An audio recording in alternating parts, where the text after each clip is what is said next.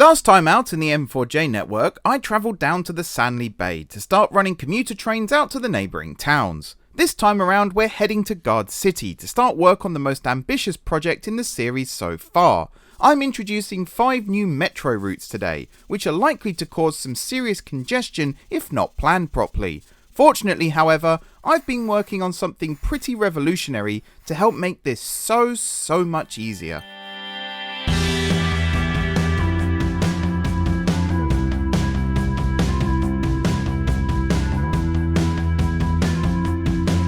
Hey everyone, it's M4J here, and welcome back to the M4J Network here on openttd, or the new M4J Network if that's what you call it, whatever, it is up to you. I'm here at Bahecity. This is something that I haven't shown off in quite some time, but I think now's as good a time as any. I'm just checking something before I commit to... Yep, no, that's fine. Last episode we worked on Sanley, getting some trains running and also redoing the trams. And I was like, that was pretty good, relatively painless. I'm going to do the same thing with Bahecity. Oh my god, was it not painless at all. It was incredibly painful, in fact, and it took quite a long time to do, but I have succeeded. The thing that was bugging me was the number of routes here and also the number of trams that were just clogging up and bumping into each other and things like that. And I tried to do like Manchester with the second city crossing and things like that, and it just, never really liked it. So I was going to do this as a members exclusive video.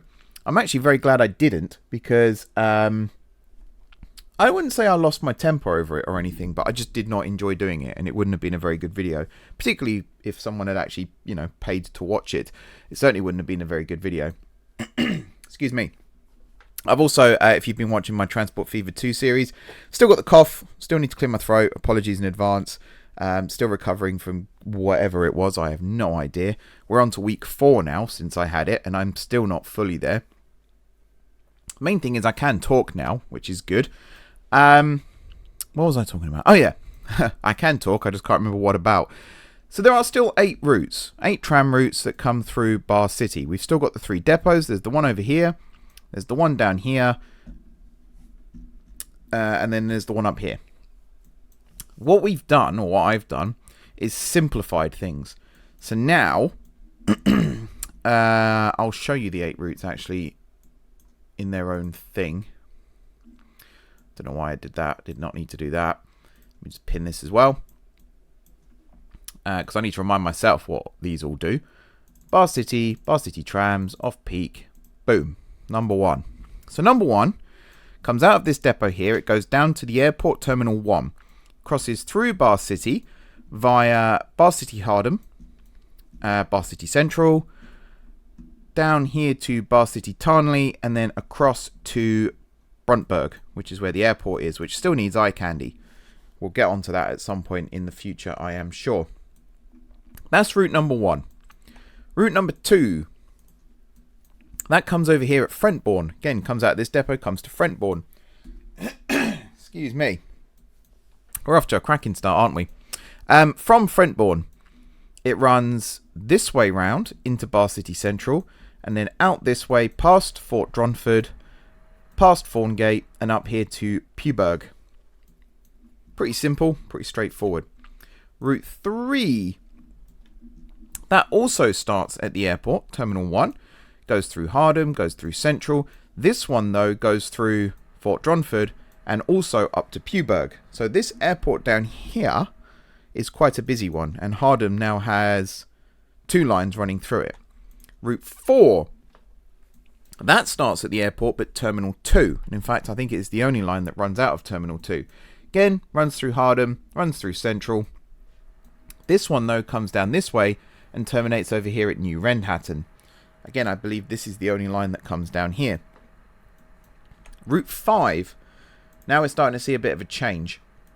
This one comes out of this depot and starts down here at Humbles Road. Runs up through Sargate, runs up through Bahecity Senningbury to Central. And then out this side, it runs through Fort Dronford and down to Trendhattan. So these two now are connected up again by trams. Route 6. That also starts down here, but this time this one goes to Slayberg Springs, or Spring Square as it's known, and look at that, that's very nice. I love these new tram stops, they're so pretty. I need to go around and make all the others the same. This line comes through Gendwood, up to Tarnley, down into Central, and then from Central it comes down here to Frentbourne. Technically I could have done this journey in reverse as well, but I'm glad I chose to do it this way. 7. That starts up here at Great Montbourne. Now this docks here is actually, I think, going to be one of the ways that you can get a ship to Gardcity and some of the other big cities on the map up here, because it's more of a deep water looking bay. So this is quite an important area of the map as well. There'll probably be a railway station here at some point, maybe. Haven't decided on that yet. That comes down through here anyway, through Brookside, which is sort of the unofficial suburban commuter hub of Bahecity. Obviously Central is the main hub, all trains go through Central, but coming out this way to the east, there'll be a lot of activity here as well, so Brookside's quite an important station. Comes down through Central and then comes out this way to Frentbourne, and then finally Route 8 does basically the same thing. Up here, you see where the old line used to be, not anymore. Both lines now come out of this one. Comes down through Brookside, through to Central, and then this one goes through Senningbury and actually down to Humbles Road. I think that is a pretty good mix, and it's all been very carefully timetabled. There were a couple of little glitches here and there, but overall it worked out pretty well, and therefore it's all working lovely. So, very quick look at what I've been doing off camera between episodes. It's also why this episode is slightly delayed. It was supposed to come out last week, and hopefully at the time of recording this bit, it is actually going to come out this week. So when you're watching it, today's the 7th of April, so you'll know what I mean. I'm going to commit to that, and hopefully you will see this episode come out when it's supposed to. The main thing is, though, trams are all very nice and lovely. Ships are next on the list here at Bahecity, but that will probably be when I've got time, and at the moment I don't have time. Let's pop back to Sanley for the first part of this episode proper. So believe it or not, that little intro there was just a what I've been doing off camera between episodes bit. It has absolutely nothing to do with today's episode. At all. Not even slightly. I have made some changes over here at Sanley between episodes. I think I've changed this a little bit. The way that this looks, I've made it have some eye candy and very nice, very lovely. I've also added this, which is the mail platform. So in future, all mail trains, maybe even goods trains and stuff as well, that come down here, they will use either this platform here, where this train is currently sitting, or they will use the actual goods platform. And this one here will have a penalty set to it, so that it will use the actual goods platform first, and just this one as an overflow just in case. The reason we are here is, last time I set up the tram routes. I'm going to talk a little bit slower, I think, in this section, just so I don't start choking again. So you get used to a nice, more slow, relaxed M4J, where I'm not, you know, coked to the eyeballs on caffeine or something and absolutely going for it. No, I'm going to be a little more serene, a little more calm, a little more tranquil, and hopefully that means I won't cough very loudly into your ears during this bit. So last time we put out these trams, and I think in total there were Sanley trams, 5 tram lines, and then 4 express metro lines, which are basically just longer trams. These are all great, very awesome. Whoops, did not mean to click that, but there we go. Did it anyway. I am actually going to, I think, reorganize this slightly. I think if I do that, bear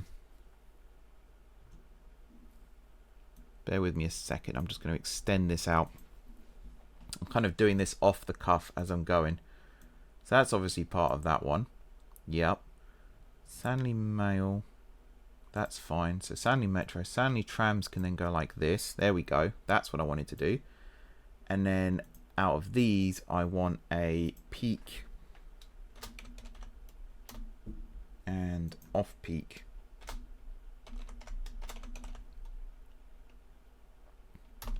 Like that. and then these are all off-peak ones. So 1, 2, 3, and 4. And then this one, I want to do the same thing. So peak and off-peak. And what that means is I can then get rid of this group. And did I just do that wrong? I did just do that wrong. That's not the one I wanted to get rid of. The ones I wanted to get rid of are these two. That one and that one. Right. These are all going to be off-peak. So the first part of today's episode is going to be very, very quickly just assigning the new trams to the new lines. Excuse me. I think I have loads of trams sat in the... I do not have loads of trams sat in the depot here. Well, that's problematic, isn't it? That's very problematic. Not the worst to solve, though. Also...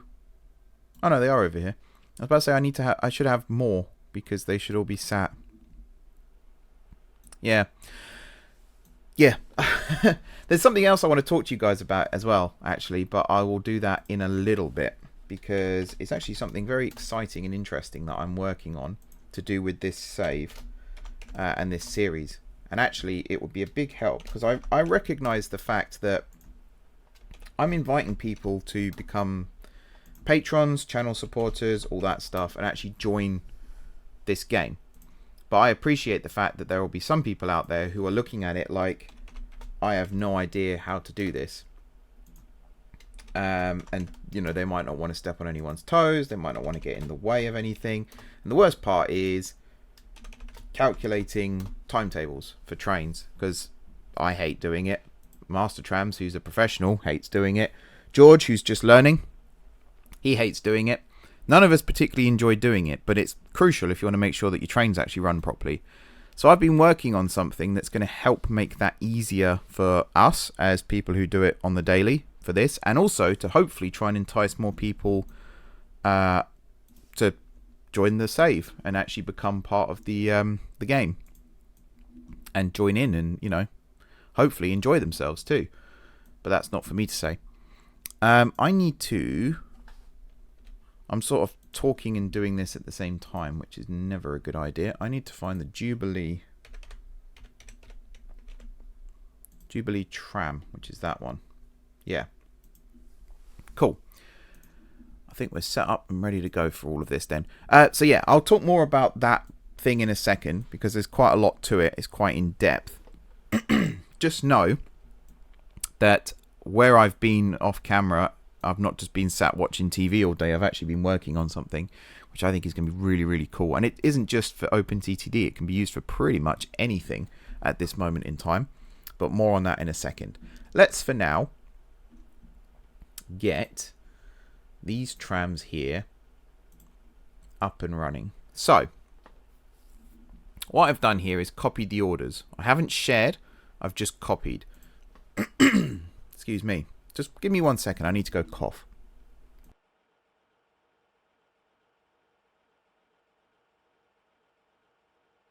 Okay. Apologies for that.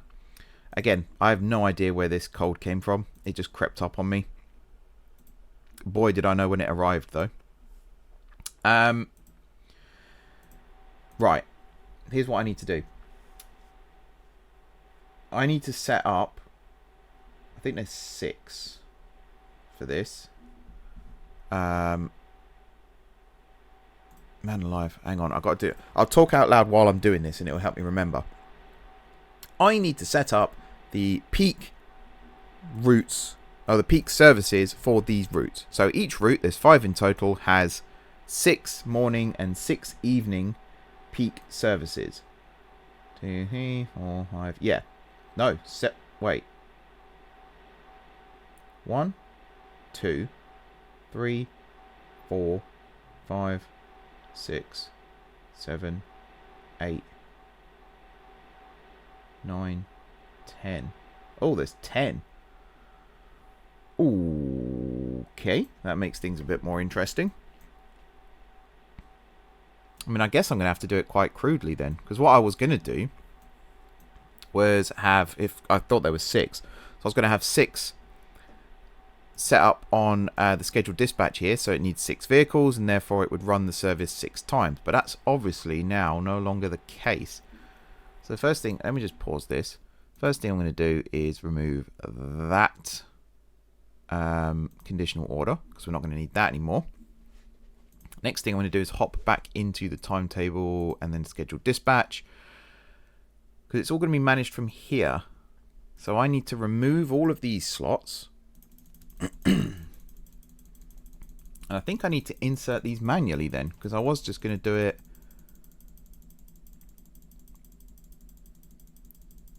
Let's see if this works actually. Oh my god, there's so many. Right. Add slot. So the first one is at 7:12. And there's one every 12 minutes. And the last one, in the morning at least, is at 9. Bang on the dot, 9 AM. So that's the morning ones. As you can see, it's only asking for 7. But I don't think that's true. Because of the way this is going to be set up. There is probably a better way of doing this. If you know what that is, please let me know down below. But what I'm going to do for this for now is just the crude way. So after this, we're going to do... Can I do the same thing again? No. Control click doesn't work. Oh, no, it does. It does. Right, let's see if this actually... Whoops. Lets me do it. So 17, 12, 12 minutes. And I believe... Excuse me. I believe the last one is at 1900. Yep, that appears to be the case. So let's see if this affects the ones I've already done. Doesn't. Oh, that's good. Okay, that's actually very, very useful. I like that a lot. Now I'm going to head over here. And I'm going to look at this and see that there's a 16-minute gap between departure from the depot here and departure from the first stop. I might increase that to 20 for the peak ones, but that might not be the best idea because I don't want to clog this up too much. But essentially what I want to do is take all of this, copy it onto the previous one, which I don't think I can do. I don't think there's a way to copy slots. So I'm just going to do this again crudely. So it was 7:12, 12 minutes, 9 on the dot, and then 17:12, 12 minutes back at 19, like that. And then I'm going to adjust the slots and take it back 16 minutes, like that. And that's it. That's this all set up. So this, in theory, now will work. It still says it needs 7 vehicles, but I'm thinking it needs 10. Unless I'm actually, I might go with this one because, yeah, it's going to run back to the depot and everything. Yeah, hang on. Let me look at this. So it leaves at 11:06. It returns back to Sanley Central at 11:43. So that's a 37-minute journey, if I'm not mistaken. It then takes 3 minutes to run back to the original depot. So that's 40 minutes. I think it does actually just need 7. Which I think I'm okay with. That makes my life a lot easier. I also need to grab this and drag it into this. So let's do that. And then we'll clone it. 2, 3, 4, 5, 6, 7. And we'll add... I've held shift there so it's shared orders. So I think I can just let those loose now. and it will go do its thing. Actually, let me not do it like that. Let me do this one first and see what it does. What are we now? 11 in the morning. So this should calculate its times fairly quickly. Let's see. Bosh. Right. So right now, yeah, it's 19 hours early. So it's actually going to leave at 6:56. So it's not doing the evening ones, which is interesting. I would have expected it to take one of these slots, but it hasn't. That's very interesting. Let's look at this one and see what it does. For the peak ones as well, I'm not going to do the one vehicle more than needed just to make it look interesting thing. We're not going to fuss about that today. Again, if anyone knows how to make this more, let's say, realistic, whether it's to do with conditional orders or not, do let me know, because I don't want to have to split it into 3 separate groups, morning peak, evening peak, and then off peak. That's not where I want to go with this. So you've taken a morning slot as well. Okay, I guess we're not going to see these now till the morning. I'm fine with that too, to be honest. That works too. Right, next on the list then, I'm going to grab this one down here and have you ready.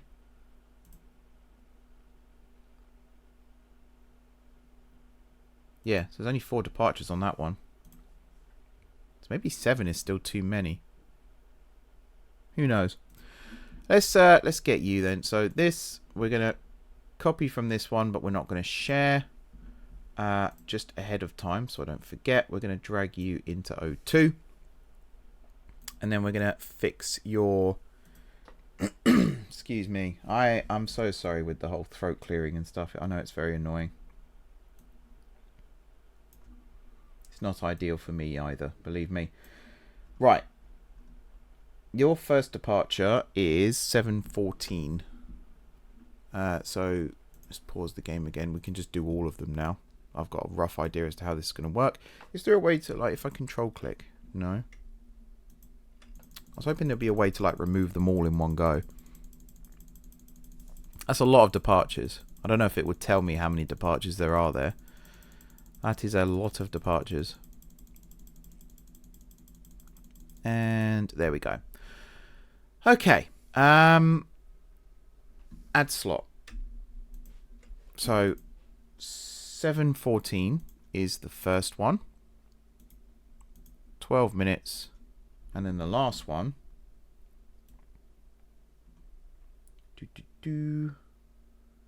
Is 9:02 by the looks of it, which does add up.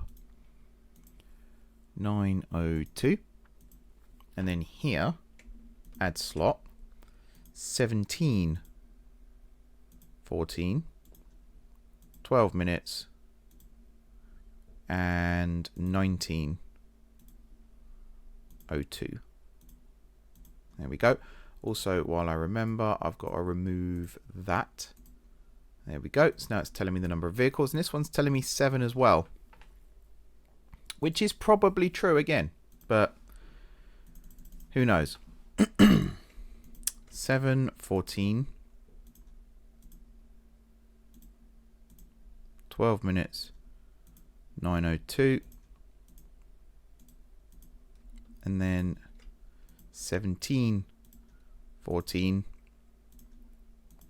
12 minutes, 19:02. And then adjust all of these by -16. There we go. 6:58 is the first one. 18:46 technically is the last one. I've got to copy you now 6 more times. So there should be 7 in there now. And nope, there's only 6. 7. I'm hoping that is all set up correctly. Number 3.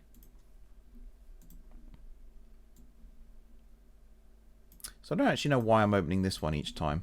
I don't think I need it. I guess the thing I was checking was these numbers here, but they are all 16 minutes. So, yeah, don't need it.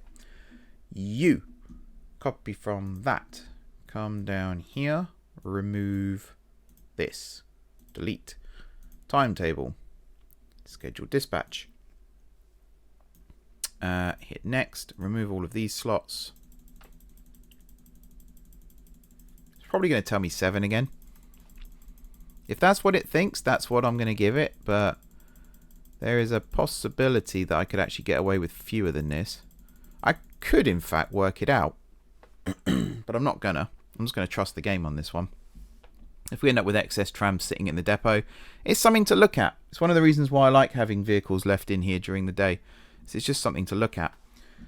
So number 3. I keep swiping to the wrong bit. There we go. 7:16 is your first one. No, hold control, click. 7:16. Every 12 minutes. And your last one is 9:04, which sounds right. 9:04. Guess what? 7. Interesting. We now need to do the same thing for the evening. So 17:16. 12 minutes. 19:04. There we go. Go back here. Remove these slots. Add 7. What was it? 7:16. 12 minutes. 9:04. And then 17. So I don't think you used to be able to do this before with the control click. 12 minutes and 19:04. I don't think you could do it. You could do it once. I didn't think you could do it twice on the orders originally. So it's nice that they've added that in. And then adjust slots -16. Cool. I haven't added you to your thing yet. So you are number 3. 2, 3, 4, 5, 6, 7. Yep. Go. Right, 2 more. And then we need to do the express ones, which I think are easier, if I'm not mistaken. But I could very much be mistaken. Where is... There it is. Number 4. 7:17 is the first one. So you need to copy off of this one. Like so.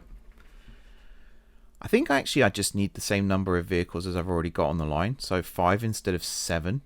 Because clearly it can run the service with only 5. But then it doesn't include heading to the depot and back out again. So maybe 6 for safety. I'm actually tempted to do that. So let's remove 699.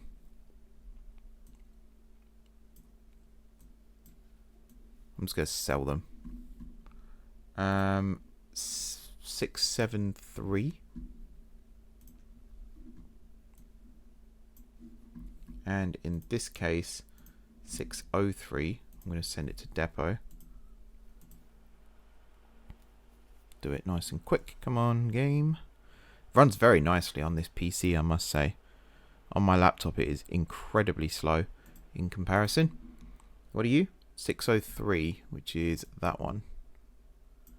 Okay. Excuse me. Have I done you now? Yeah, you are number 4. So I need to go over to this. You've already shared. That's fine. Remove that. Again, there's probably a way of doing that which works a lot better, but it's escaped me right now. Right, remove all this. Me oh my. So it's saying 6 here as well, whereas I've only got 5. But I worked it out on my timetable as needing 5. The game doesn't quite work it out accurately. We were discussing this, myself, Master Trams, and George. We were discussing this the other day, and yeah, it doesn't quite add up properly. But I think there's a safety net built in, and that's why. Possibly, I don't know. Number 4, your first departure is 7:17. 7:17. Where's 17? Comes after 16 mark. 12 minutes, and then your final one is 9:05.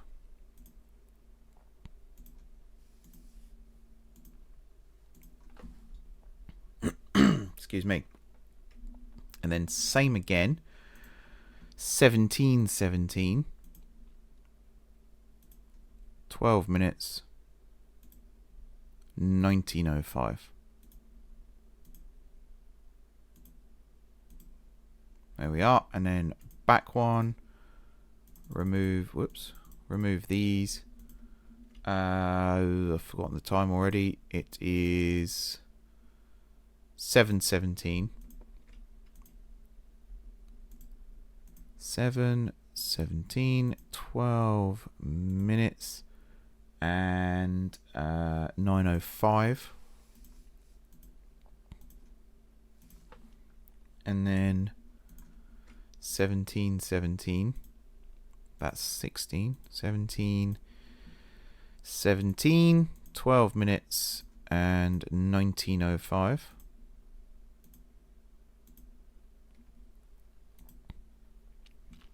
And then adjust minus 16. Nope. I feel like this should be a blank box. There we go. Cool. And then you're going to need, what was it, 6? So what number are you? 700. 2, 3, 4, 5, 6. Yep. And then finally, this one. Oh. No, you're not supposed to have any orders. That one. Get you in the right group. Where are you? Oh, you're in here. 968. Right, you need to be in there. Get rid of this. Hopefully that hasn't screwed anything up. Timetable, schedule dis. Move that there. Next. And then remove all these slots. And then we'll work it out. I will do the other ones off camera. The express ones. Because otherwise we'll be here all day. And then we'll head over to Gardcity for the actual bit of today's video. And I'm already realising that I've already nearly been going for half an hour. And we haven't actually got to the proper bit of today's episode yet. Ay. I'm so bad at discipline. 7:20 by the looks of things. No, I'm holding control. 7:20. 12 minutes.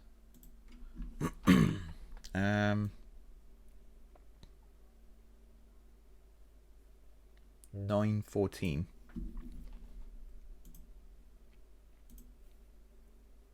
Yeah, 9:14. Okie dokie. And then same again for the evening ones. So it's what, 17:20. 12 minutes. 19:14. Wait.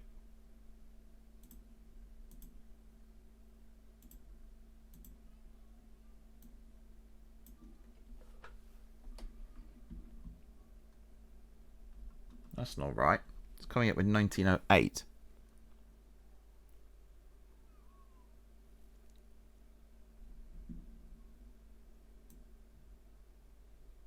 1914. Oh. Yeah. Something's gone wrong with the calculations somewhere.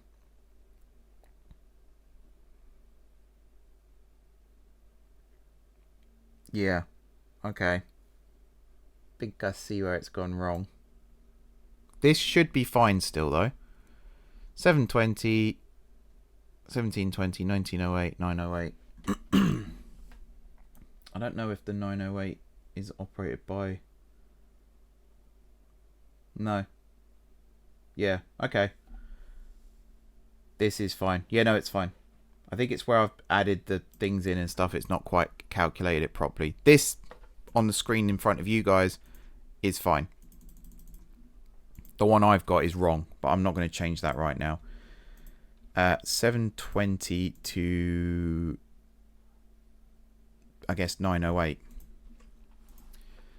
720, 12 minutes, 908.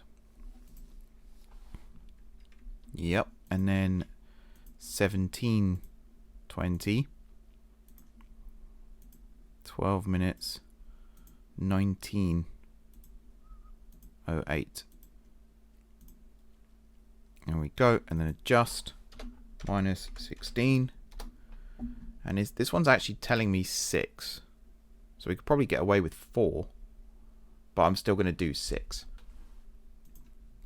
You're 6, 8, 2, 3, 4, 5, 6. Yep, okay. So all the peak service ones now should be able to be launched. You'll see a huge influx of trams. Let's hold tab, get these out nice and quick. Yeah, that's a lot of trams. That's a lot of I don't even know where they're all going. Oh, we're creating traffic now. Lovely, lovely. Well, they're all working. That's the main thing. They're all coming out, doing their thing, filling up the stops here. Lovely. Alrighty then. So I'm going to go away now and do the same thing for the express trams. So I will meet you back at Gardcity in just a second. Welcome back to the beautiful city of Gardcity. This is definitely the capital of the map. If you're new to the series, this is the biggest city by far. I know it's lots of different towns combined, but yeah, this is sort of central Gardcity.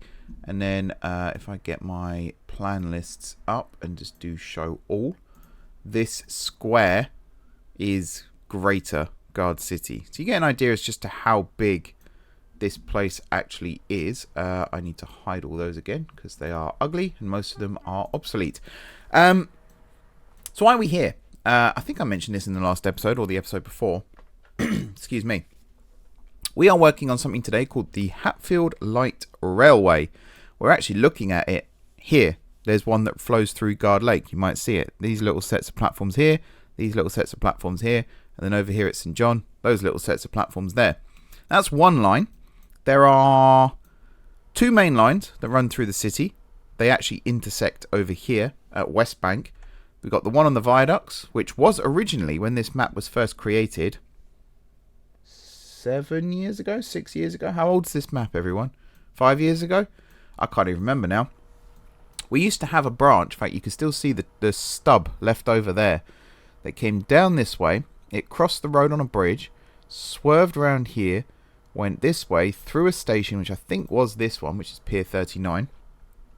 And then we had a station down, I think it was Keeping Corner, and then West Bank. And then there was another one, I think Riverside, and then Lafayette Viaduct, and that's where it terminated. As you can see, since then, it has in fact been extended. And it now runs down through Shoreham via this junction here, through Shoreham Central, and then out this way where it runs out to Kenville Airport, which is going to be one of the main terminus stations. Now, I've already gone through and completely re-signaled this entire line, including speed limits. And not just this line, but the entire HLR network. Originally, I was going to do that on camera, and then I realized just how big a task that would actually be. and thought, absolutely not. That's going to take, well, I think in the end it took me well over an hour and a half to do the entire line. So yeah, it was a little too much to do, I would say. But while I was doing that, it gave me time to think about what routes I want to run. So obviously we've got these lines. So I'll show you the full list of lines and then we'll talk about the routes. So one of them here is Kenville Airport, as you saw. It runs up to this junction here. We've seen the main line here that runs through the city centre. That then actually comes to a junction here where one line heads off in that direction. We'll come back to that in a second. The other one runs this way through GSG, round and underneath the throat here, across this bridge which goes over the high-speed tracks. That was a pain. When I built the high-speed lines, rerouting all of this to get it to fit was an absolute pain, but we got it to work, so that's the main thing. It then runs on elevation again, across some bridges, viaducts, all that stuff, and then terminates over here at Leyhill, which is a very, very, very crucial interchange actually in the grand scheme of things. It might not look it, but trust me, this is a big interchange. It is one of the only places where the overground, which is this set of platforms here, the main line, which is this set of platforms here, and the HLR actually all meet together. The only thing it's missing is an underground line. That might be coming in the future. I haven't got any plans for it yet, but that might be coming in the future. I shouldn't whisper on camera. That's creepy. I apologise. Anyway, Leyhill. Awesome. Heading back to GSG, or technically Halliday Circus, which is this one here, which is actually this huge underground station here. St George's Underground is over there. This line runs this way. Cross here, cross here, cross here. You can see there's a lot of stations close together, and I was actually contemplating removing some of those, but that's what makes the HLR so unique. It's basically a bus line without the bus. One of these, yeah, that one, is connected to the underground there. If I was to remove one, I would remove the Artisan Bridges station and just keep Barron's Bridge. But I like the idea of having all these stations close together. So I think for now, at least, it's going to remain as is. Comes through here, and then comes over to here, to Cement Cross, which is another sort of outside city major hub. This is where the tram, the bus, and the HLR meet. We've then got Laverty Barracks, which is, connects to the overground. So a little short hop between the two. And then this line sort of swerves through some of the outer suburbs of the city before terminating over here at Renston Interchange. And this is another huge interchange. This is probably one of the most important interchanges of the entire city. And you might be thinking, why is that? The main reason is it's one of the only places outside of central Gardcity where you can connect between a metro line, well, these two metro lines in fact, and the high speed, which in this case is the Transrapid. This is awesome. I love this. It actually very, very, very badly needs reworking. And that is the subject, or going to be the subject, of the first members exclusive video in this series. But I haven't really started working on that yet, so I will leave it at that. From Renston, we'll head back down this way, and when we get to Cement Cross, you'll see that there is a second set of platforms. This is the awesome one. This is a straight line, straight shot, right the way through here, right the way through here, through GSJ, down to Guard Lake. So we've got Guard Island there, and then we've got Guard Lake there. Now this is the centre point of the city. All measurements out of the city. You know, like in London, they've got the, is it Charles I or Charles II statue at Trafalgar Square? And all measurements to London are from that statue. Nice little bit of trivia for those of you that didn't know that. Guard Lake, it'll be somewhere around here. That's actually Guard. Oh, look at the redevelopment. My word. We're obviously serving this one nicely. And yet they hate me. Why do you hate me? I'm awesome. Why do you hate me? I don't know. Anyway. Excuse me. Throat is still throating. Guard Lake is huge. We've got, this is Centrelink, these sets of platforms here, which is a mainline service. It's actually one, I think the franchise has now been claimed as well. So soon, I don't know when soon is, I've been told soon, we will see trains actually running north to south through the city here. We've also got a heliport, we've got a big dock. Big dock. The mail service operates out of here. We've got the coaches. So this here, all of the Gardcity coaches to and from the city operate out of Guard Lake. It's basically the Victoria coach station of the city. And then we've got the HLR here as well. Again, no underground, but that may change in the future. I've been looking at potential routes for an underground line, so there may be something to announce there in the future, but we'll see. That line then runs through here, connects with the main line here at West Bank. Then it comes down to St Michael. Now, annoyingly, when I first planned out this line, this was actually the Trans Rapid originally that ran through here, believe it or not, before that got curtailed at St John. That actually used to run through Gardcity and out to the west. What is wrong with my throat today? Annoyingly, I couldn't get it to connect to St Michael and St Peter, but there was already a connection to St Michael, so we kept it. That's where I was going with that. We then carry on this way. We get to this lovely triangular junction where we turn north, and then this line terminates at St Elizabeth. Gardcity St Elizabeth, which is one of the commuter hubs. This is kind of like what Broad Street used to be in London. Sort of the commuter hub. I'm trying to think of another one. Fenchurch Street, I guess, is kind of like that now, and Cannon Street and Charing Cross. It's kind of where it's only commuter services. There's no long distance trains out of here. This station is probably also like twice the size it needs to be now, so that this might get shrunk in the future, in which case these platforms here will get straightened. May even get a third one. We'll see.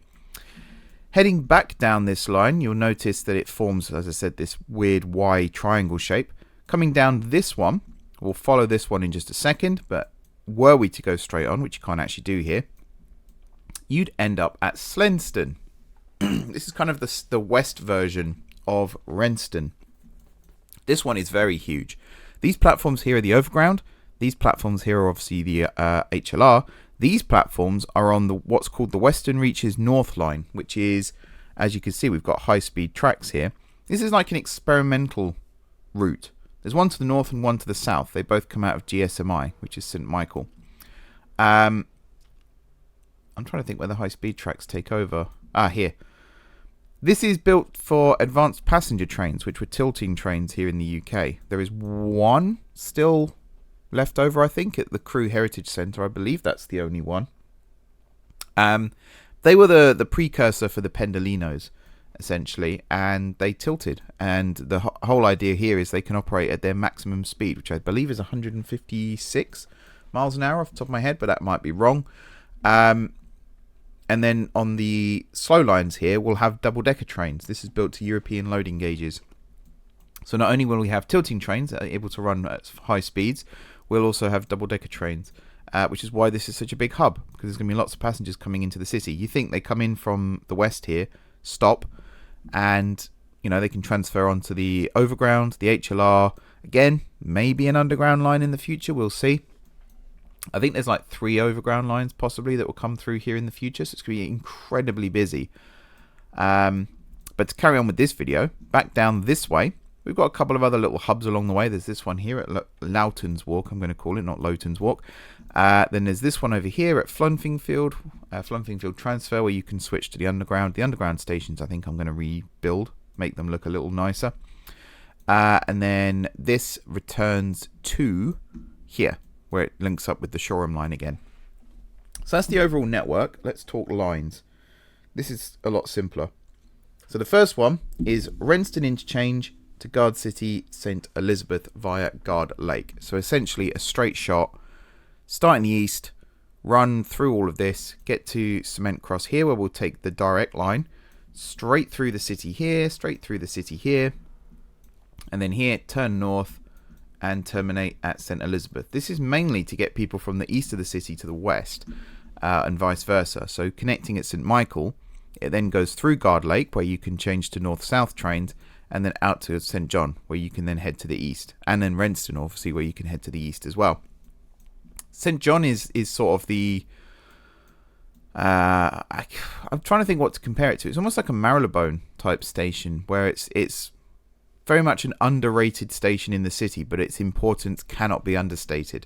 It's one of those ones where it just exists, but it's also like the coolest thing ever. Next on the list, we have Kenville Airport to Gardcity St Elizabeth. So that takes the other branch. So it starts down here, runs up through all of this, and I'm just checking the via. Yeah, via Flunfingfield. So this runs through all of this, and then when it gets to this junction here, it turns west, and then heads along all of this bit, all of this bit, all of this bit, and then, where are we? Here, it turns east, and then it turns north. And that runs up to St. Elizabeth as well. And that's kind of like the bypass line. When you come into Gardcity here, and you want to travel to the south but not go through the city centre, say for example you don't want to head through a zone 1, you can take that HLR branch and it just circuits the city, is what I was trying to say, if I can get my words out. The third line is Kenville to Leyhill. So again, that's starting down here, and this is the direct route through the city centre. This is probably the best route through the city centre, in fact. So it follows the same route here up to Prinley, and then here it turns east, and then it runs north straight through all of this. And it might not look that much right now, but when you look at it here, this connects to the underground at Fort Slunfing Way. This station also connects to the underground, funny enough. I think that actually the best way of showing it is here. Shoreham Junction, which is this big station here. This is the Clapham Junction of the network here, but very much scaled down, because I didn't have room for like 15 platforms or whatever Clapham's got these days. So you get on here. So you come in from a train here, you get off, you swap over to the HLR, which is kind of a separate station in the grand scheme of things, but for the game mechanics, it's obviously all connected. You run up here through the city centre, where you connect to the underground several times, including here at Bankside East, which is kind of an important interchange outside of Bankside proper, which is that one there.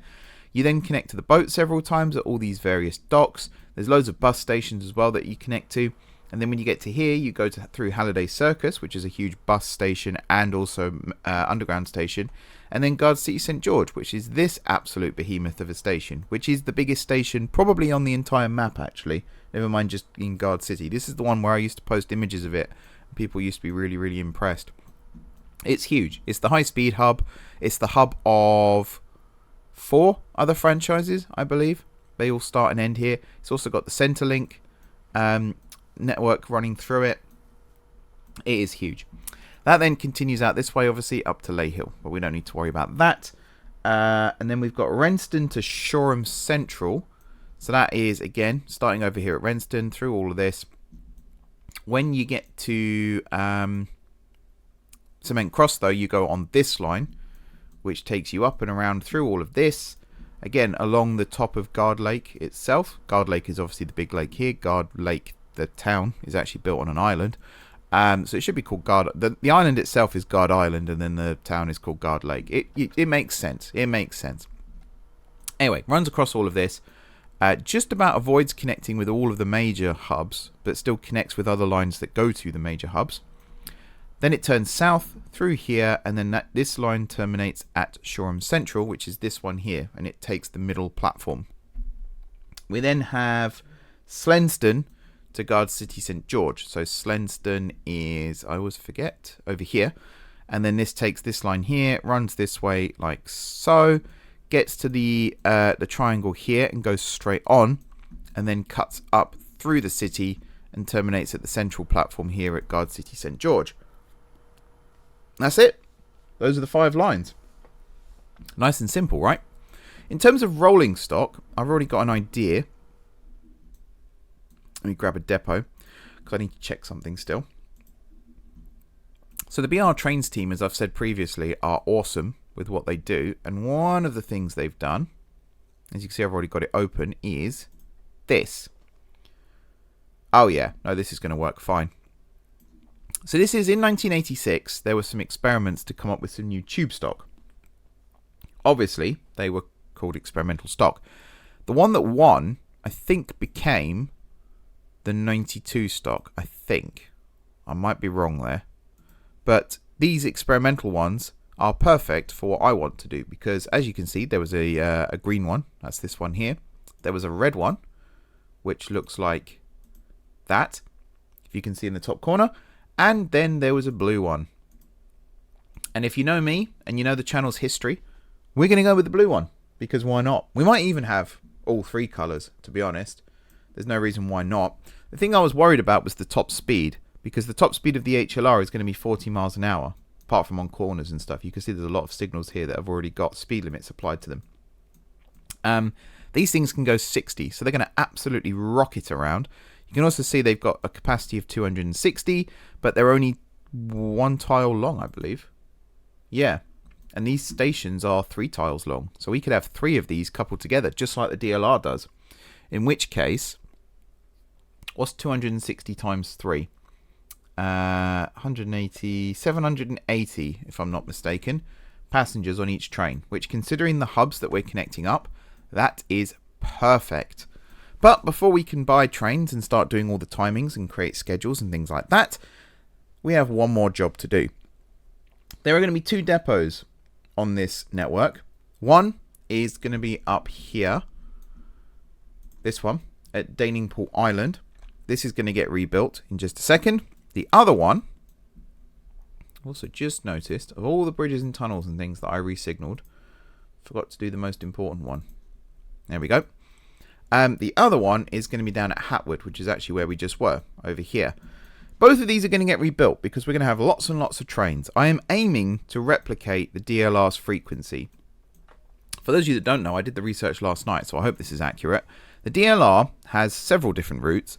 Most of the frequency is between 5 and 10 minutes per train, which means upwards of 12 trains per hour on each route. However, some routes share tracks with other routes, which means some stations see up to 38 trains per hour, which is kind of what I want to try and replicate here. So because of that, we're going to need a lot of trains, and therefore we're going to need a lot of siding space.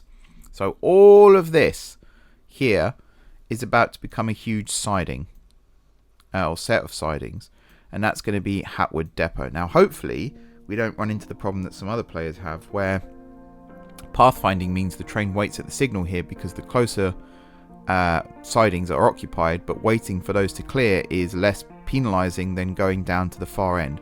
Hopefully we won't fall into that trap, but there's only one way to find out, and that's to get building. So I will see you on the other side.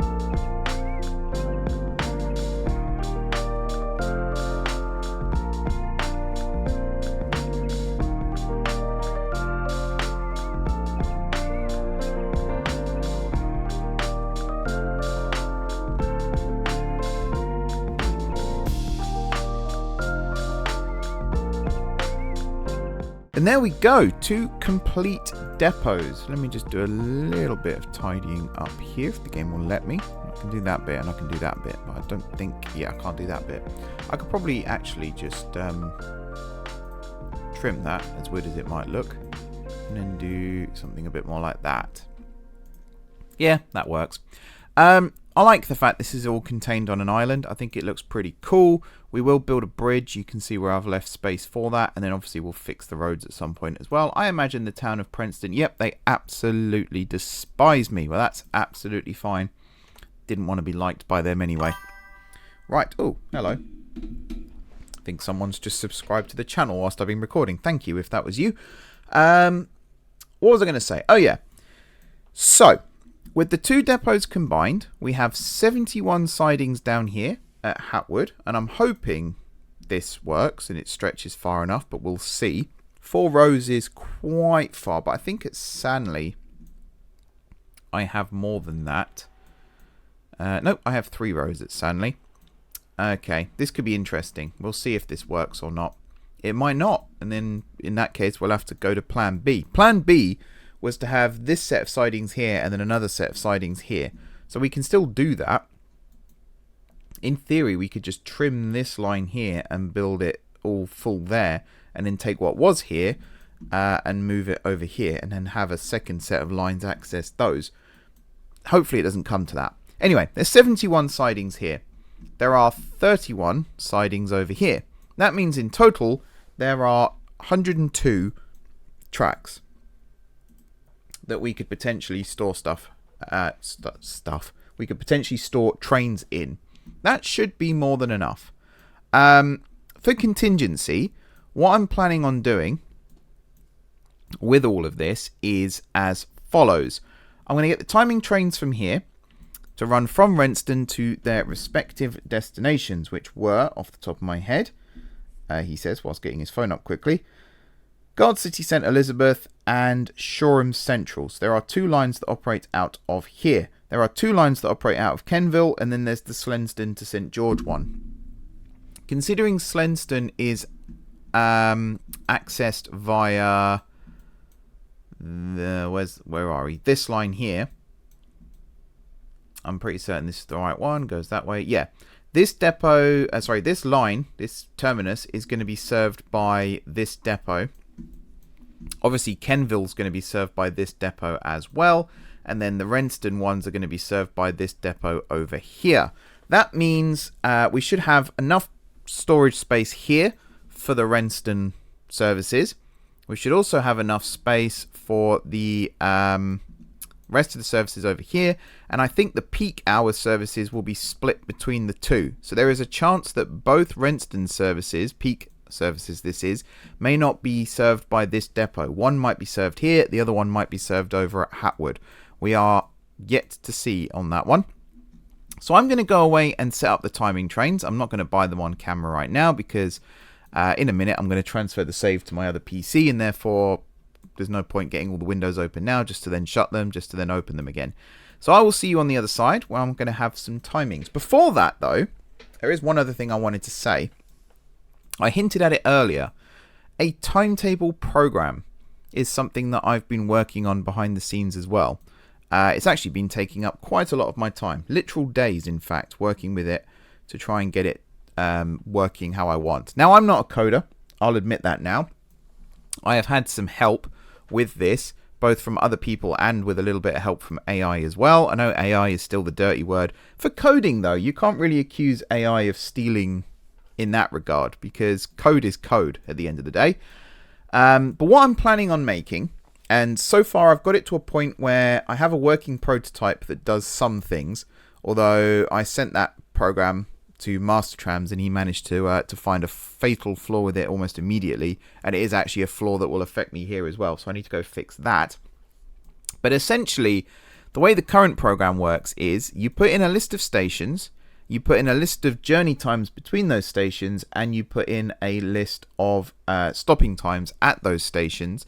And from that, it calculates a full timetable, including arrival and departure times listed as you would see them on a timetable. It also creates a train graph, which is a tool that timetablers use. If you don't know what a train graph is, I would Google it if I were you, because I don't think I'll be able to put one up on screen right now. And it also calculates the minimum number of trains required to run the service. Now, I'm going to be using that tool to help with this. And I'm already regretting saying that out loud, but I think it will actually work. I think we're at a stage where it could be a feasible tool to use to actually help create these timetables. And at the end of the day, I have to test these things in the field before I can confirm whether or not they're going to be useful or not. This tool will eventually be available to use on my website, m4jmedia.com. I will also be providing a template spreadsheet for people to fill in their own station timing thing. What's it called? Timing sheet, I think it's called. Master Trams refers to them as SRTs, which are sectional running times. I just call them timing sheets in this regard. Basically, you'll have station A at the top, and then B, C, D, E, F, G, and all that, all the way down to Z or AA or whatever.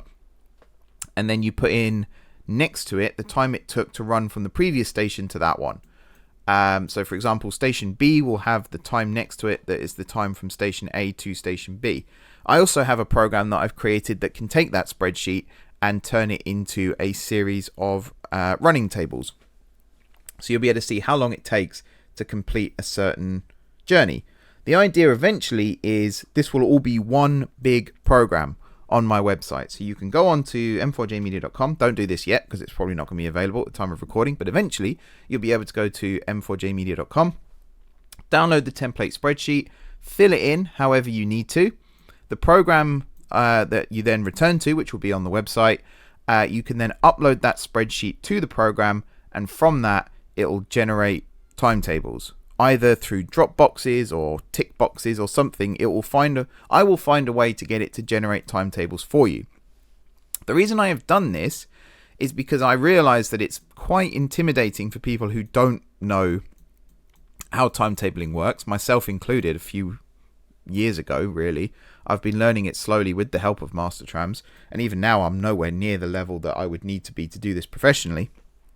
But I can understand it would be intimidating for some people to just join a save like this and be expected to know how to realistically timetable trains or any vehicles, because I use it for trams, buses, all sorts. So it's a tool to help with that. It's the layman's tool, basically. So you can just go onto the website, download the spreadsheet, fill it in however you want, and then let the program do the hard work for you. Obviously, there is some problem with the fact that some people might not know how to fill in the spreadsheet. That's something that I'm going to make a video for in the future anyway. It is something I've looked into, but getting a program that is embedded into a website where you could upload a save file and it will extract vehicle data for you, that's basically impossible. There is no way that I've found to do it. My AI tool that I've been using has been informing me countless times how difficult it actually is, and it's all to do with the fact that openttd save files can be compressed into 4 different formats. Apparently JGR tends to be one single format, but even then you need a I can't remember what it's called, a JavaScript library of some sort with the name I can't remember, and then that is used to determine what form of compression the save file is in, and then how to decompress it and then extract certain data. And you can't embed that into an HTML code or JavaScript code. It can only really be done through Python. And because I don't imagine many people would want to download a third-party program, it may be something that you guys are interested in. If you are, let me know. That would be a huge help. But because of that, I just figured no one's really going to be interested in that side of things. But the idea for that one would literally be, in the HTML version of it, you would upload your save file, you would identify a train. So say, for example, I had a timing train that ran from Kenville up to Leyhill. I might just call that the Kenville-Leyhill timing train. And then you'd be able to put that in a box when you upload the save file, and it would go through the entire save file, find that vehicle, find the running times or the journey times, and extract that and then put that into a spreadsheet for you. So even then, all you would have to do, once you've created a line, and you would create it as if it was actually running, is you then put the save file in, put the name of the vehicle in, and then boom, you've got a working, functioning timetable for how to run that service, which would be awesome. That's something that I would find very useful, which is why I thought others would find it useful. And it doesn't just have to be for the M4J network. If you've got your own save file and you're looking to create realistic timetables, then you'd be able to use this program as well. It doesn't just have to be M4J network exclusive. It could work with anything. But anyway, I'm going to try and work out some of the teething problems that I've got with the current version of the program, with the aid of Master Trams, no doubt, and anyone else who wants to get involved as well. Obviously, by the time you're watching this, most of this will already be done. But if you are a coder, professional, amateur, whatever it might be, and you think you can help with this project, by all means get in touch. The more the merrier, basically. We can get this working and hopefully help other players with the game. But yeah, I'm going to go away, get the program fixed, get some timing trains running, And then when I see you next, we'll have a full set of schedules and timetables that we can set up and start running. Look, a fast train. Okay, I'm back, and I have an apology. This has taken a very, very long time, but I'm going to go on record here and say that I think what I've got for you here is by far the greatest thing I have ever created in my 12 years on YouTube. And that is quite a bold statement, I admit. But when you see this, I think you will agree. Basically, I have created a program. I think I mentioned this in the last part. Now, the last part at this point was a month and a half ago, I believe. At least a month ago, if not longer. What's happened since then is I mentioned a program that I was developing. That program was designed to help me speed up the process of creating timetables. That program is now at a stage where I can say it's kind of complete. You know, I can release it to you guys if I so choose. I'm not going to yet for a couple of reasons, but it is in theory in a position where it's ready. And I've used it. I've used it to create the schedules that you're about to see here. Now, there are a few things that this program does. First thing is it takes a spreadsheet that I have created. There's a template that will be available along with the program in the not too distant future. You go on there and you fill in all the timings. So as you can see here, we've got these timings. Stop times, they're not as important in this instance. They will be important in the program, but for what I'm showing you here, they're all half a minute. They're not important. We've then got these times, which are the journey times between stops. Now, these are the important ones. They are rounded up to the nearest half minute. Always rounded up. So, for example, if it's a minute and 10 seconds, that will always round up to a minute and 30.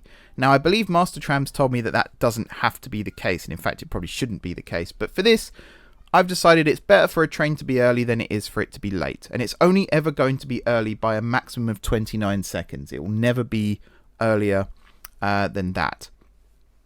It all being well, of course. If I've messed up somewhere, then this could be horrendous. But in theory, a train will never be more than 29 seconds early to where it's supposed to be. We've then got the spreadsheet complete. There's a whole load of other things going on with it. You don't need to worry about those.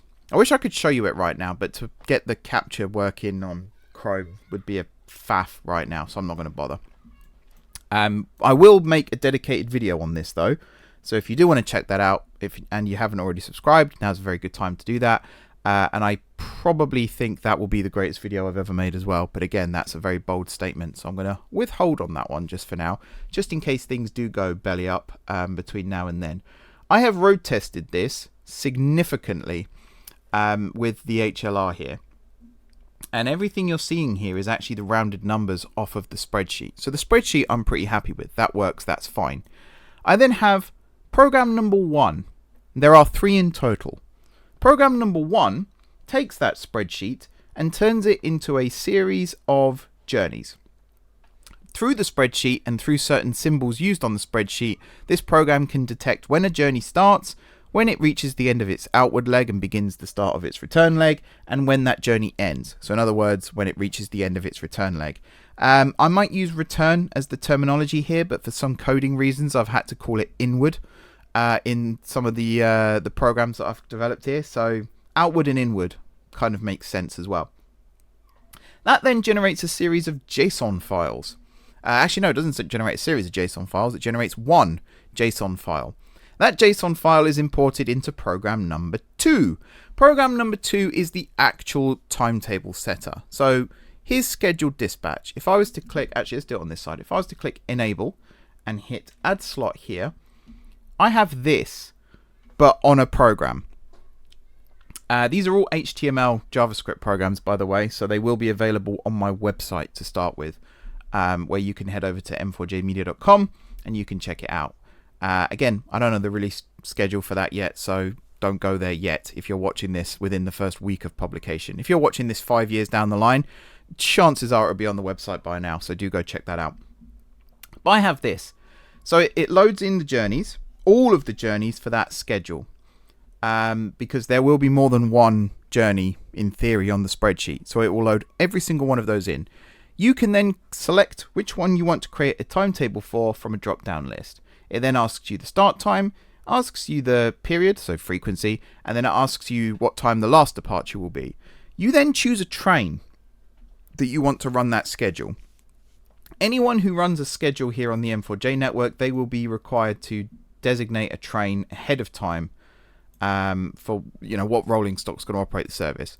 So in my case here, I've got 1986 tube stock, which is an experimental stock. It was running commercial service, but there was 3 of them in total, and they never went into full production. But they did run revenue earning trains, so I'm counting this.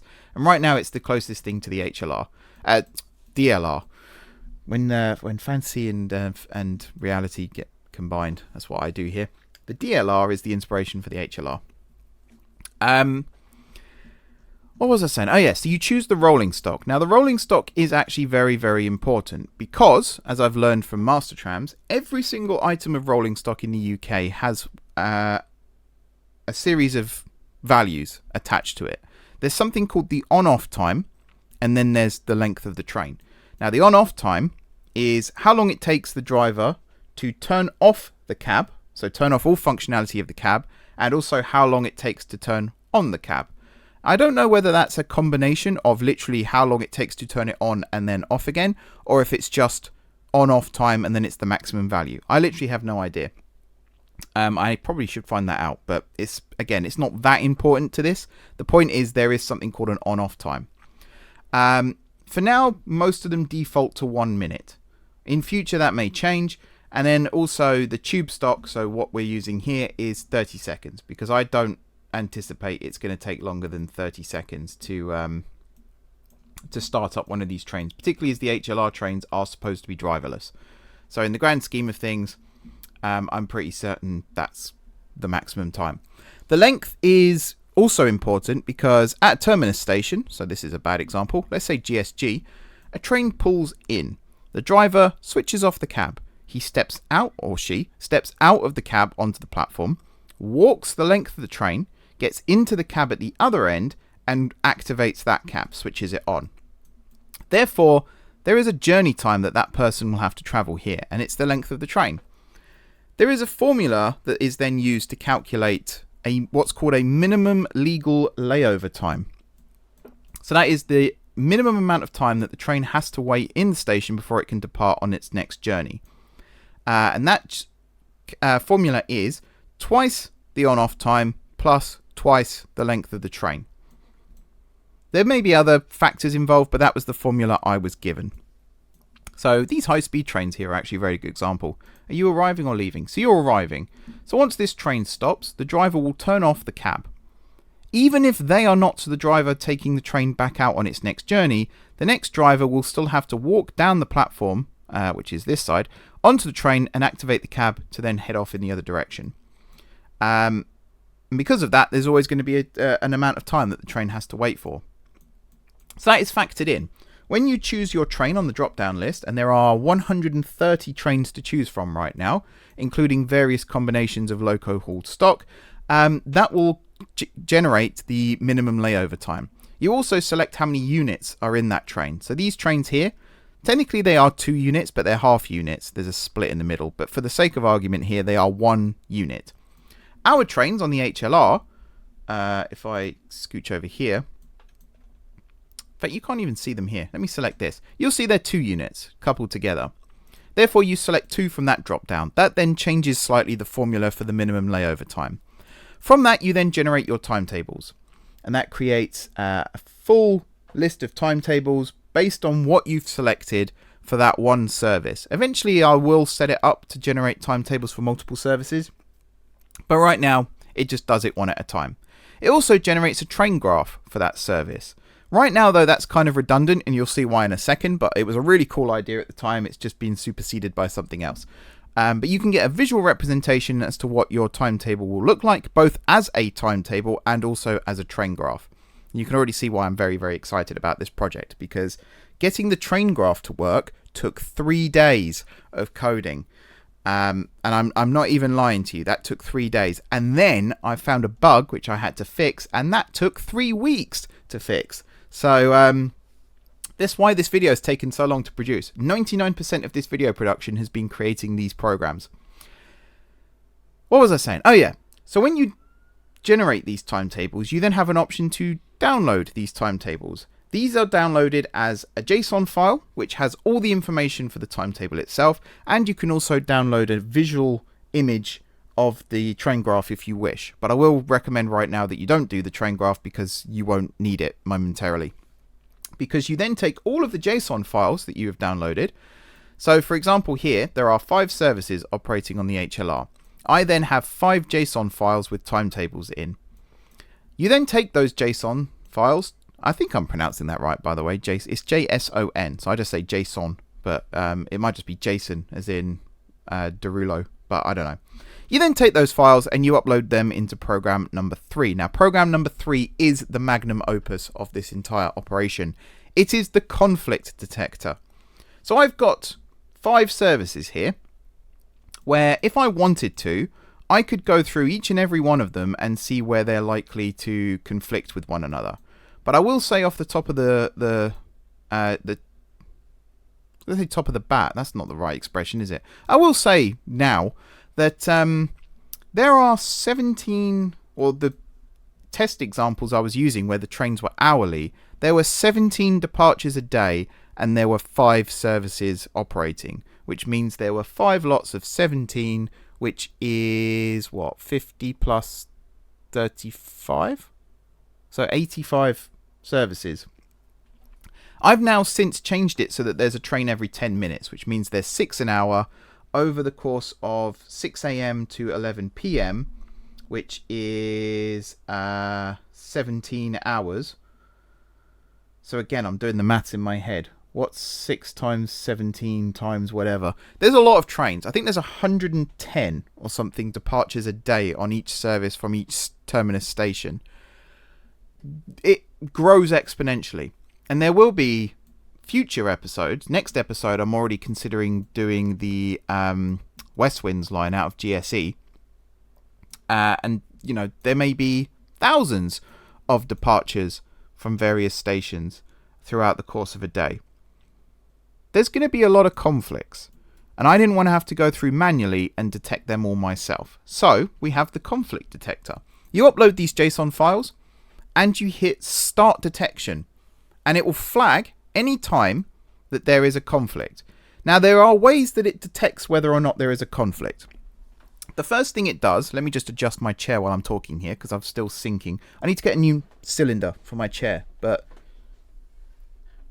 even knowing what to type into Google, there we go. Even knowing what to type into Google to get that is mind-boggling right now, and I'm still a little bit brain dead from developing all of this stuff, so you'll have to bear with me if I do sound like I'm sinking throughout a recording. Yeah, there's certain factors involved to detect a conflict. So the first thing it does is it takes the entire journey, outward and inward leg, and it breaks it down into a series of chains. And what I mean by chains is Kenville Airport over here. This is a good example.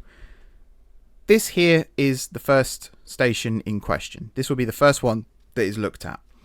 There will be a previous station, which in this case is null, because there is no station, it's the terminus. And there will be a next station, which in this case is Cudhall. It will then look at all of the other journeys that have that series of stops. Null, Kenville Airport, Cudhall. If there are any others in other services that are due to arrive or depart at the exact same time as this one, it will flag it as a conflict. Another good example of that would be, let me find one here, Prinley, because actually Prinley was one of the ones that got flagged a lot. We have multiple services that pass through Prinley that then branch off this way to Kestrel Grove or this way to Prinley Hill. And I have memorized the names of these stations because they came up constantly during testing. So we've got trains joining, leaving and all sorts in all 3 directions on this triangle, and that will create conflicts. Sure enough, it did create conflicts. There may be a journey that goes from Wrenwood West, then Prinley North. Prinley Hill, sorry. Prinley North is that one. Then Prinley Hill. There may be one that goes Wrenwood, Prinley, Kestrel Grove.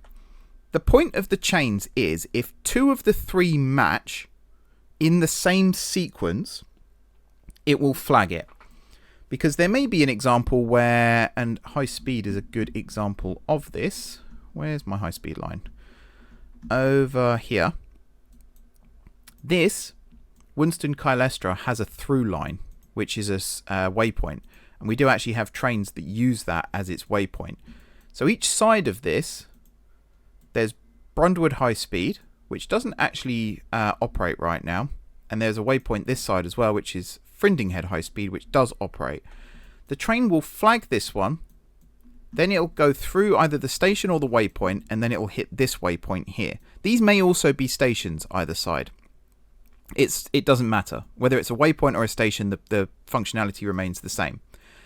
Therefore, it will be A, B, C. Doesn't matter what B is. If A and C also match, it will flag as a conflict. If there's any point here where, I think it'll mainly be this side or the other side, when it's looking at those ones, it will flag it as a conflict.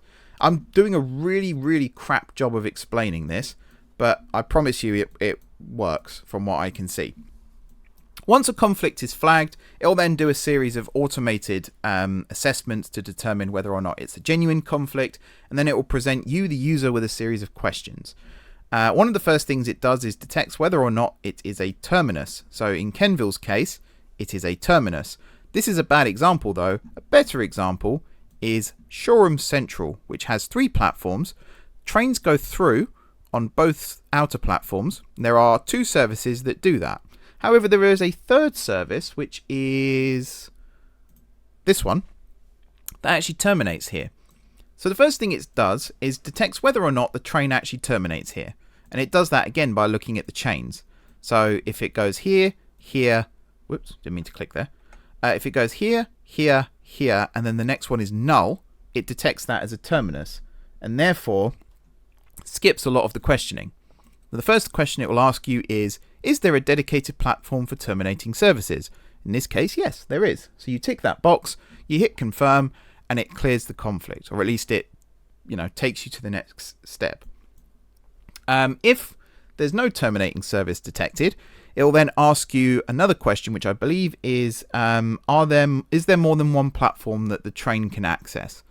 So Shoreham Central doesn't apply to that, but Shoreham Junction does. There may be instances where, especially on this set of lines here, the westernmost, a train heading from the south to the north may have access to more than one of these platforms, in which case, again, you can hit yes, confirm, and it will take you to the next step. The ultimate goal of the conflict detector is to determine whether or not there is an actual conflict.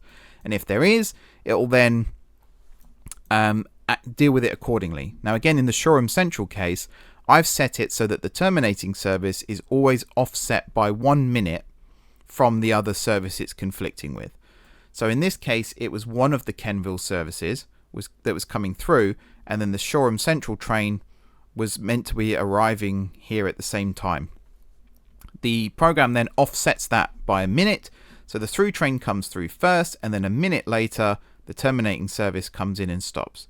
The reason I did it that way is to, if there isn't a dedicated platform, say this was a 2-platform station with a crossover here, you always want the terminating train to come in behind the through train so the through train can continue. If you have it the other way around, the terminating service might be blocking the platform that the through train needs to get through. So it's safety first, basically, and efficiency first. The conflict detector then offsets all of the journeys within that schedule and presents a series of new timetables. So what I did was I generated each individual timetable for all of these services, ran it through the conflict detector. Believe it or not, despite the number of services, I think there's over 600 services or 600 journeys operating between these 5 services here. I think only 2 conflicts were actually detected. Now, there probably were more, but because of the way the conflict detector works is once a conflict has been cleared and all of those journeys have been offset, it then runs the detector again. And at that point, you might have accidentally or unintentionally moved another conflict so that it's no longer a conflict. There's a lot of stuff going on behind the scenes. that even I'm not fully aware of, to be honest. Coding is not my forte. I've had a lot of help with creating this program. But from what I can tell, it works. And it works pretty quickly. It took me... I did it just now before I started recording this part of the video, and it took me less than 5 minutes to run the conflict detector, offset the relevant journeys, and create the list that I'm about to show you here. So one other thing I did before I started recording this was I went through and adjusted all of these stop times here so that they are all as the spreadsheet suggests. So there's no longer, 3 minutes and 25 ticks. Now it's straightforward 3 minutes, although that would round up to 3.5 minutes, of course. So from that, we can now start generating our actual schedules. Now, I've got to remember the order of these. They are here. So Slenston is the top left one here, because it runs out of Hatwood HLR depot, which is here. One other thing that my middle program does, the journey creator, is it also generates the minimum number of vehicles required to run the service, which is also something else that I thought was really cool at the time. That took a long time to implement as well. From that, I can tell you that that's the wrong one. I've got my timetables up on my screen here, which I'm going to have to reload because I think I've just frozen the program. Yeah, I've got my timetables up on the screen here. When you regenerate the files after the conflict detector, it downloads them as JSON files again in the same format as previously, so they can be run back through the conflict detector if necessary. So, for example, if I chose to add a 6th HLR service, I can run that through the timetable generator, and then that combined with the other 5 JSON files here, run that through the conflict detector and see if there are any further issues, which I'm not going to do for the HLR. I think I'm going to leave it at 6. But it also means in the future, I'm running trains on the West Wind line next time. George has already claimed the Gardcity Connect and Gardcity Express franchises, which will run through here at Flame Junction, for example. If he generates his JSON files, he can then pass them on to me, or we do it together. We run his services and my services through the conflict detector, and we can resolve any issues that arise.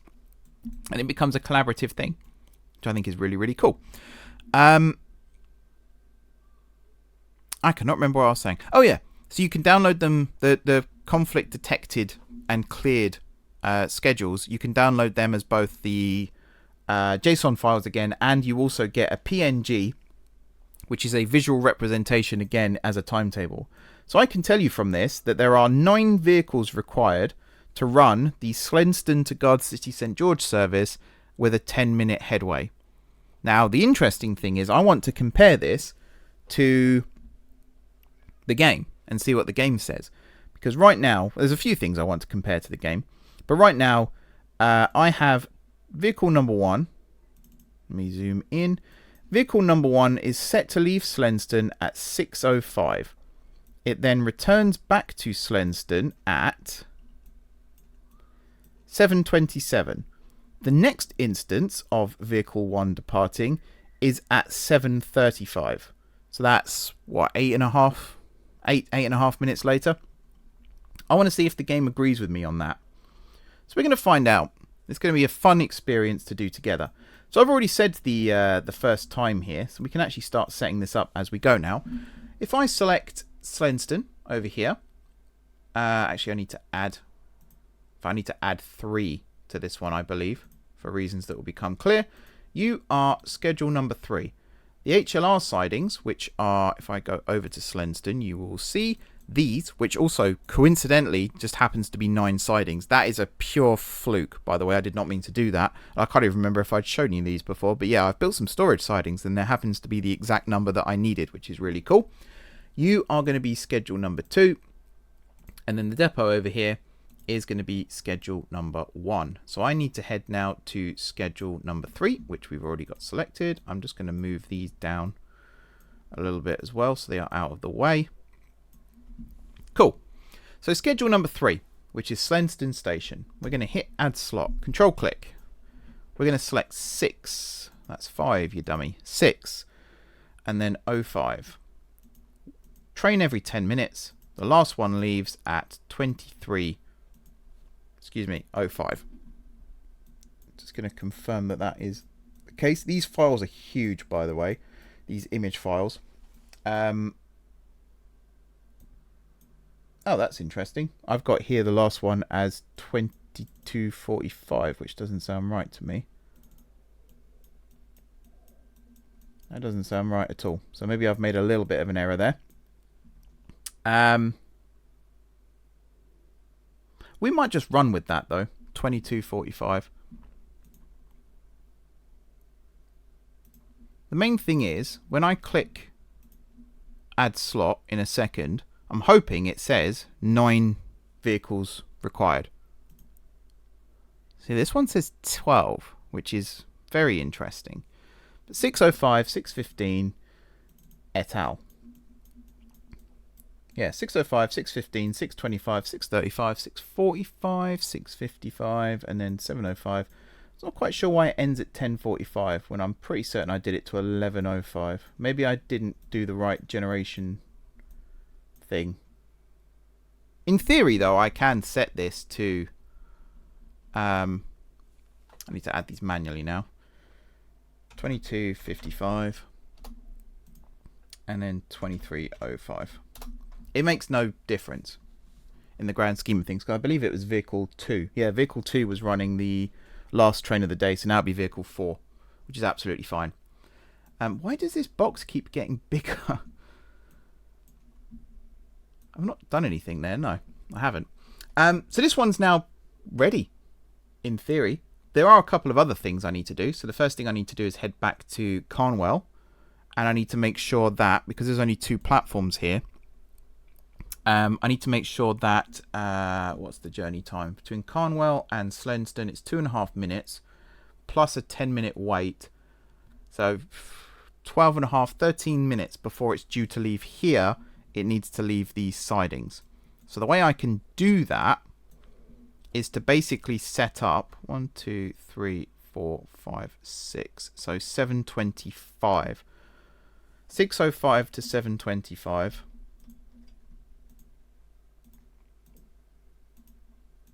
Every 10 minutes. 7. That's 6 again. 25.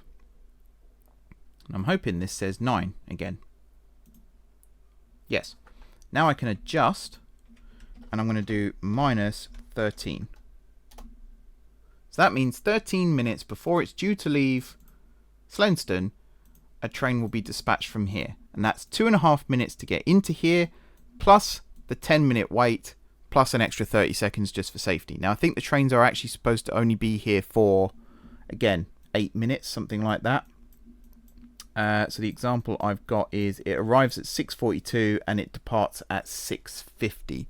So yeah, I believe the layover is about 8 minutes. I'm actually going to set up the departure times from GSG separately, as a separate schedule, just in case there are issues. We'll come to that in a second though. The next thing is, between Hatwood and Carnwell, there is a 13.5 minute journey time. So before we even get to Carnwell, we need to dispatch a train from the depot to sit in these sidings. Now I'm actually going to do that a lot earlier than 13.5 minutes. I'm probably going to do it like 2 hours prior to departure time. So around 4 a.m. there will be a train leave Hatwood, which is over here, and head over here to Carnwell. And again, there'll be a train every 20-ish minutes, I would say. Maybe not 10. I don't think we need to do it. Maybe every 15 minutes. But again, I don't want it to clash with anything else. One thing I haven't done is done any conflict detection with trains leaving and arriving at the depot. Even with trains that are still running services. The reason being is I just didn't think there would be any, or many, if any, was the expression I used when I was talking to my partner about this. So I haven't run those, but that is something that could maybe be set up in the future just to make sure. But what I'm going to do here is, so this is 5:52 to 7:12. So 5:52 52 every 10 minutes, 7, 12. And again, that's 9. We're then going to adjust this by minus 60. So an hour prior. So I think by the time... Yeah, we're going to have trains arriving and leaving here at the same time, or during the same time window, which hopefully doesn't cause any issues, but we'll see. This is almost ready to go. There is one more thing we need to do, which is set up one more schedule. We're going to attach that to Gardcity St George, which is all the way down here.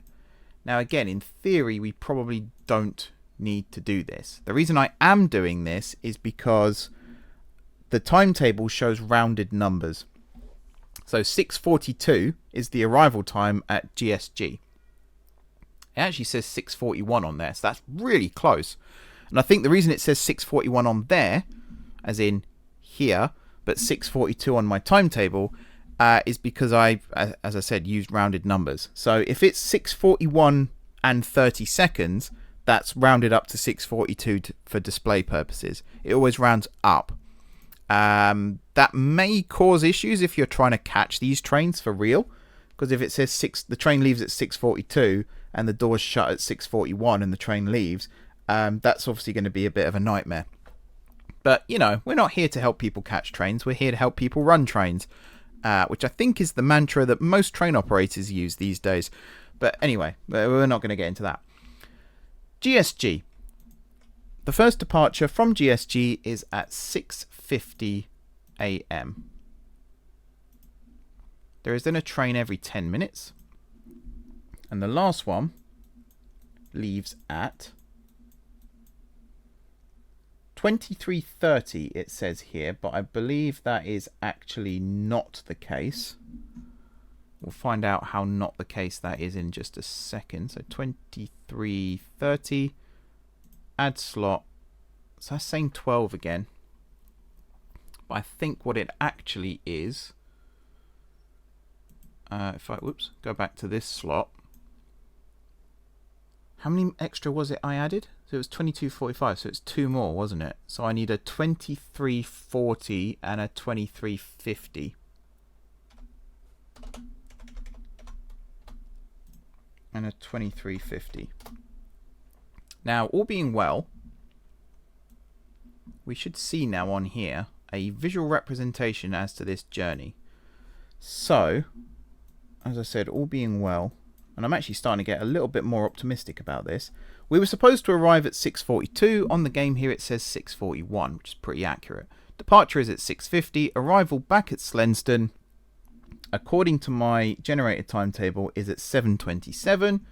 Here it is 7:26. So again, it's off by somewhere between 30 seconds to a minute, which I think in the grand scheme of things is pretty damn close, if I do say so myself.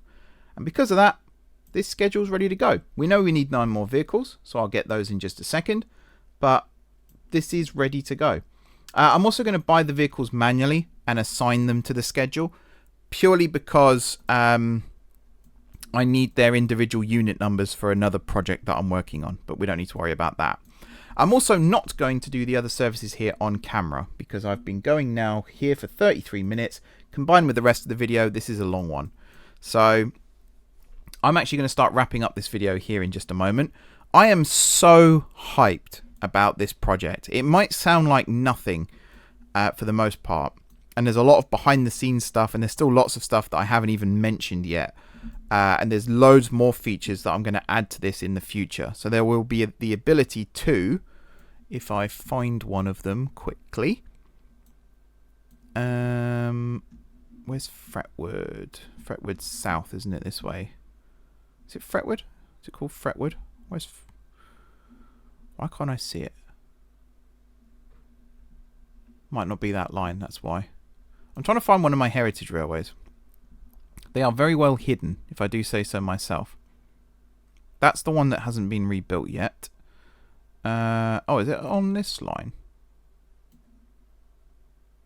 Out of Drentbourne, possibly.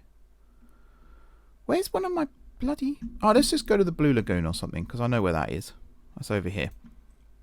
So the Blue Lagoon, which is a really nice heritage railway we have here. What time of day is it? 13:40, so there should be trains running, and it appears there are. You are actually there. You're just tiny. I couldn't see you. This is a double track section of the railway, but over here it turns into a single track section. We do have stations like this one that are on passing loops, but we also have ones like here at Butte Hill. There's on a single track section. I will eventually add the functionality in where you can flick a switch before you run the conflict detector to say that there are sections of track that are a single track, and it will change the way that the conflict detection works. There may be ones that are then flagged as conflicts that shouldn't be. For example, in fact, Conhead, would be a good example where trains aren't actually conflicting one another, and it will measure the chains and it will flip and invert and all that sort of stuff to do it properly. It'll just add in an extra layer of security to make sure that you're not running trains directly into one another. Even though they won't crash in the game, it just means you haven't got a train sat at a signal over here for 20 minutes waiting for a train here to complete the single track section. That's the basic point of it. I think, though, as I said, this is really, really awesome, this program, and it's going to allow me to make these videos so much more quickly now. The fact that I can now say next episode is going to be the West Winds. This is speculative, so don't take this too literally yet. But let's say I did the West Winds next. I can have local services running out of GSE. I can have the express trains running out of GSG. And where they meet, which for the majority is actually over here at Dronnington and Tenfing Bridge. It can detect whether or not there will end up being conflicts on the tracks here. And again, the conflict detector will ask a series of questions that can resolve it. So there may be instances like here, for example, where there's 2 tracks heading north instead of just 1. And you'd be able to resolve the conflict by determining that. And sky's the limit at this point. Once we've done the West Winds, we can start doing something like... let me think, maybe Network Central out of Gardcity St Bartholomew over here, or we could start doing, actually the Western Reaches is the one I really want to do, to the north and the south, because then that connects Gardcity to Sanley directly by rail, and considering we've done a lot of work down at Sanley, that would be a crucial one. So that's probably going to be on the list of things to do next, along with the West Winds. And then with the other guys coming in running their franchises, George has claimed the Great Western, Great Eastern, and the Gardcity Connect, I think it is just called actually, or the Centrelink, I think is the actual franchise name, because it's the 4 tracks through Guard Lake. That's known as Centrelink. Master Trams has chosen all of the franchises that run out of GSMA that aren't Centrelink, which is Southwestern, Southern, Southeastern, with Gardcity in front of them. We can also get the overground running. We can get the underground running. There's so many things now we can do. And these programs also work with buses and trams. Not so much with ships and planes, but I don't think anyone's going to need to do conflict detection with those anyway. But it means at Sanley, for example, I do actually have an instance where... Is it going to show it? No. But 2 trams are supposed to come over this bridge heading west at the same time, and it causes a couple of issues there. And I thought, when I did it manually, that that wasn't going to be a problem, but it turned out it was. So that's something I'm going to have to fix. The other cool thing that this series of programs does... Oh, I'm also going to try and combine these 3 programs into one at some stage in the future. But right now, the functionality was the more important thing. One other thing it does is it calculates waiting times at each end. So right now they are symmetrical. It will try and make sure that Station A, which is this one here, the waiting time here is the same as Station N, which is down here, for example. Which I've tried to do anyway, and I think that's how most things work, but there may be instances where that's not the case. But I can't think of a way to make it work the way I want it to without it always being the case. So we might have to make some sacrifices there in terms of reality. But yeah, that's a small price I'm willing to pay. That's it. That's the HLR. Next time out, we'll have it up and running. I might even upload some shorts between episodes of all of this running, because now I've got more time to make these episodes. I've got more time to make other things to do with these episodes, which is going to be really, really cool. But yeah, let me know what you think down below. And as I said, I'll make a tutorial video on how to use all this stuff as well, which may get replaced as we go on, as the program evolves and things change and things get taken out and added in. There may be a series of tutorials on how to use it, but I will let you know on my Discord and on my social media when the program is open to all. But for now, I'm going to go away and play with it and make sure this all works. Plus, I'm going to get the other 4 services here up and running. So until the next time, when we'll be working back in Gardcity, thank you very much for watching. Don't forget to hit the like button if you enjoyed the video, and of course if you're enjoying the series, and if you're excited about this project and this program and this conflict detection and all that stuff. Because yeah, I'm so hyped about it, guys. It might not sound it sometimes, but genuinely, I do genuinely think in all my years of living, this is the best thing I've ever done. So I can't wait to show you guys and have you all come on and try it out for yourselves. I'm terrified right now because Master Trams is due to test it for me at some point, and I'm very, very scared that he's going to break it and it's going to be my fault because I didn't do it properly. But yeah, we'll cross that bridge when we come to it. In terms of my testing, it's working quite well, as you can see, but we'll see what the expert says. What was I saying? Thank you very much for watching. Don't forget to hit the like button if you enjoyed the video, and of course if you're enjoying the series so far, drop some comments down below with ideas for future episodes, what kind of things you want to see me do. Besides that, if you haven't already subscribed to the channel, be sure to hit the subscribe button. If you have already subscribed to the channel, thank you for your continued support. Enjoy the rest of your evening, and until next time, I will see you soon.